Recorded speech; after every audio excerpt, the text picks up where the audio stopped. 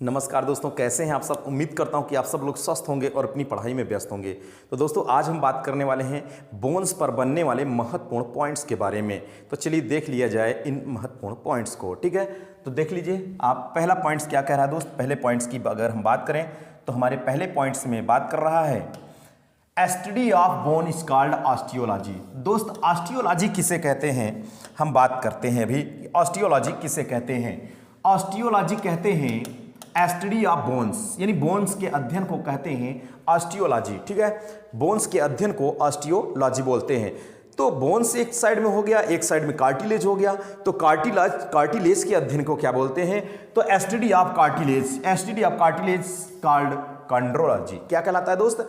कॉन्ड्रोलॉजी कहलाता है। एक तरफ है बोन्स के अध्ययन को कहा जाता है, हड्डियों के अध्ययन को कहा जाता है ऑस्टियोलॉजी, और कार्टिलेज के अध्ययन को क्या कहा जाता है? कॉन्ड्रोलॉजी कहा जाता है। ठीक है, तो पहला हो गया ऑस्टियोलॉजी, दूसरा हो गया कॉन्ड्रोलॉजी।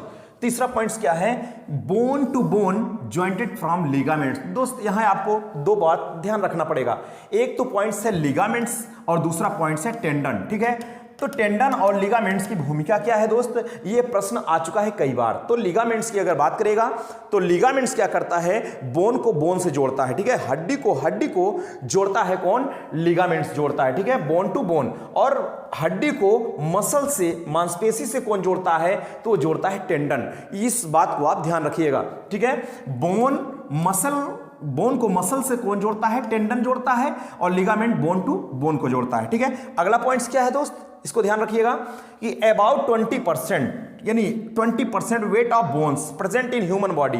देखिए मानव शरीर के कुल भार का लगभग 20% बोन्स का वेट होता है। मानव शरीर के कुल भार का लगभग 20% जो भार होता है वह किसका है? बोन्स का है। ठीक है, कितना परसेंट दोस्त? 20%। ठीक है, अगला पॉइंट क्या कह रहा है कि आप इसे तो जानते हैं, सभी लोग जानते हैं कि total number of bones in adult human.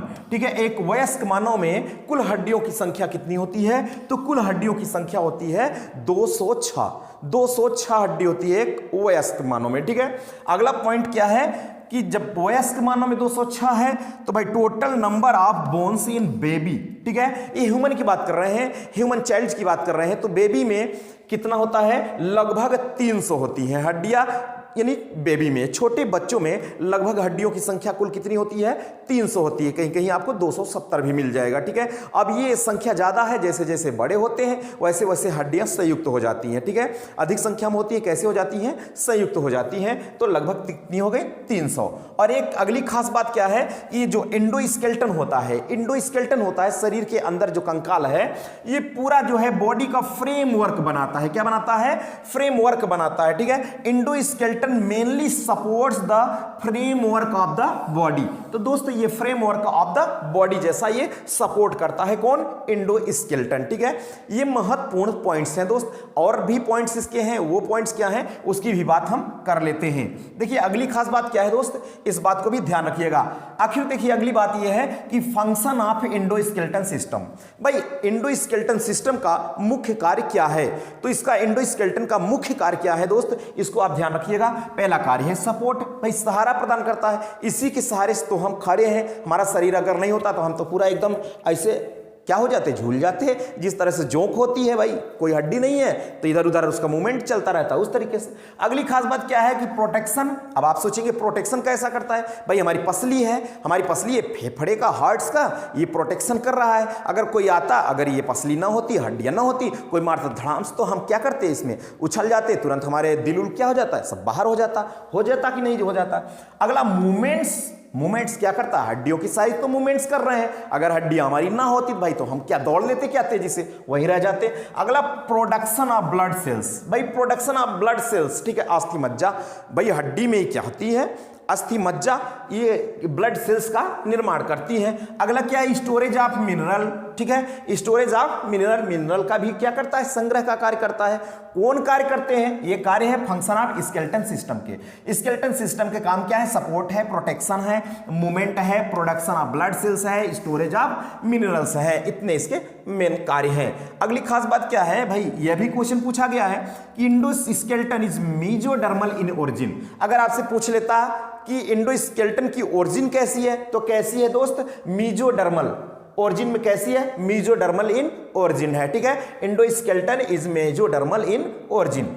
अगली खास बात देखिए, इंडोस्केलेटन ऑफ इंसेक्ट, जो कीट होते हैं, कीट पतंगे होते हैं, endoskeleton of insect made up of chitin. भाई जो कीट पतंगे होते हैं उनका इंडोस्केलेटन जो अंतःकंकाल होता है किसका बना होता है, वो बना होता है काइटिन का, ठीक है। किसका बना होता है, काइटिन का बना होता है, ठीक है। अगली खास बात क्या है, देखिए सबसे हमारे शरीर में ह्यूमन बॉडी में सबसे ज्यादा मात्रा में कौन प्रोटीन होता है, मानव शरीर में सबसे ज्यादा मात्रा में कौन प्रोटीन होता है, तो मानव शरीर में सबसे ज्यादा मात्रा में जो प्रोटीन उपस्थित होता है वह है कोलाजिन, ठीक है। क्या है, कोलाजन है। Collagen protein is present in the largest amount in the human body. मानव के शरीर में सर्वाधिक मात्रा में कौन सा प्रोटीन होता है, वो होता है कोलाजन, ठीक है। ये खास बात है, इस बात को मेरे दोस्त ध्यान रखिएगा।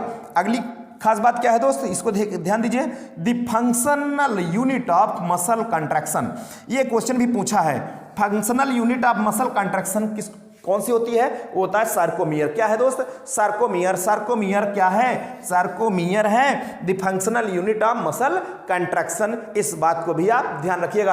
आज हमने ऐसे ऐसे पॉइंट्स को शामिल किए हैं जो कि टीजीटी, पीजीटी और नीट के दृष्टिकोण से बहुत ज्यादा इंपॉर्टेंट है, और ये क्वेश्चन मैक्सिमम पूछे भी गए हैं और इनकी प्रबल संभावना है आने वाले क्वेश्चन में, आने वाले एग्जाम में पूछे जाने की भी, ठीक है। तो इन पॉइंट्स को आप नोट भी कर लीजिएगा। चलिए अगली खास बात क्या है दोस्त, उसको भी देख लेते हैं। देखिए अगली खास बात क्या है, एक क्वेश्चन ये भी पूछा गया कि हाइवर्सियन सिस्टम किस में पाया जाता है, किसके बोन्स में पाया जाता है हाइवर्सियन सिस्टम, ठीक है।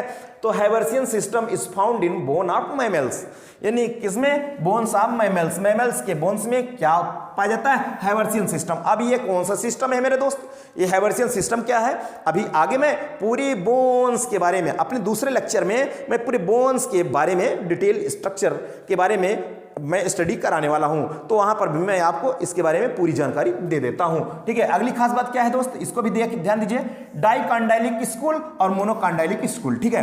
डाइकॉन्डाइलिक स्कूल खोपड़ी किस में पाई जाती है, found in human, frog, rabbit, ठीक है। डाइकॉन्डाइलिक किस में पाया जाता है, ह्यूमन में होता है, फ्रॉग में होता है, रैबिट में होता है, ठीक है। ये आप ध्यान रखिएगा दोस्त। और मोनोकॉन्डाइलिक स्कूल किस में होता है, रेप्टाइल्स में होता है और बर्ड्स में होता है, ये भी आप ध्यान रखिएगा।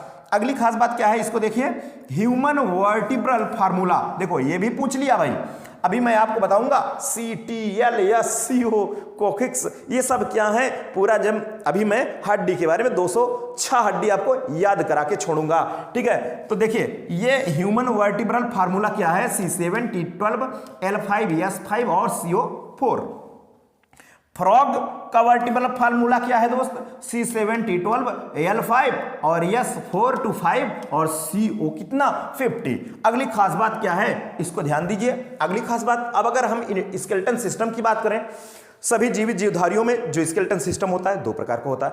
कौन कौन से दो प्रकार का होता है, एक तो है एक्सोस्केलेटन सिस्टम, एक है एंडोस्केलेटन। बाहर जो शरीर के बाहर पाया जाता है वो एक्सोस्केलेटन सिस्टम हो गया, शरीर के अंदर पाया जा रहा है एंडोस्केलेटन सिस्टम हो गया। तो एक्सोस्केलेटन ये किसकी डेरिवेटिव्स हैं, डेरिवेटिव्स फ्रॉम एपिडर्मिस अथवा डर्मिस, डर्मिस और एपिडर्मिस के डेरिवेटिव्स होते हैं, व्युत्पन्न होते हैं। कौन, एक्सोस्केलेटन। जैसे एक्सोस्केलेटन में क्या क्या है, जैसे स्किन हो गया, त्वचा हो गया, नेल हो गया, नाखून, हूप हो गया, हॉर्स हो गया, अरे सींग, खुर, और हेयर्स मतलब बार, फीदर मीन्स पंख, स्केल्स, ठीक है। ये सभी क्या है, एक्सोस्केलेटन सिस्टम के अंतर्गत आते हैं। और एंडोस्केलेटन सिस्टम, अभी ये पॉइंट्स मैंने बताया था, ये व्युत्पन्न किसके होते हैं, मेसोडर्मल इन ओरिजिन होते हैं, ठीक है। और इसमें कौन आते हैं, एंडोस्केलेटन में बोन्स आते हैं और कार्टिलेज आते हैं। कौन आते हैं, बोन्स और कार्टिलेज, ठीक है। तो दोस्त आज के हमारे इस लेक्चर में बस यहीं तक हम रखते हैं। अपने अगले इस लेक्चर में हम पूरा इस डिटेल आपको पूरी 206 हड्डियों को याद करा के छोड़ूंगा, ठीक है। तो यह लेक्चर हमारा आपको कैसा लगा, कमेंट बॉक्स में कमेंट करके जरूर बताइएगा। Okay, thank you.